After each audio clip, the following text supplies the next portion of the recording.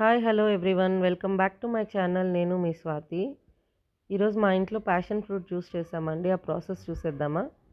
ఇది passion fruit మనకి yellow colour green colour రెండిట్లో దొరుకుతుంది. ఎల్లో కలర్ ఉన్నది స్వీట్ ఎక్కువ ఉంటుంది, గ్రీన్లో ఉన్నది కొంచెం పులుపుగా ఉంటుంది. సో మన టేస్ట్ బడ్కి తగినట్టు ఫ్రూట్ సెలెక్ట్ చేసుకోవాలి. అలా ఫ్రూట్ కట్ చేసి లోపల గుజ్జంతా తీసుకున్న తర్వాత ఒక 2-3 స్పూన్స్ షుగర్ పౌడర్ వేసాను. షుగర్ పౌడర్ వేసి ఇలా బీట్ చేసుకోవాలి బాగా.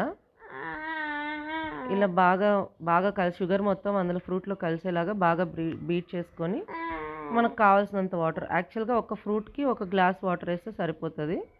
దాని ప్రకారం మనం మెజర్మెంట్ తీసుకొని ఇలా కాసేపు బ్లెండ్ చేస్తే మొత్తం షుగరు, ఈ ప్యాషన్ ఫ్రూట్ పల్ప్, వాటర్ అంతా బాగా కలిసిపోతుంది.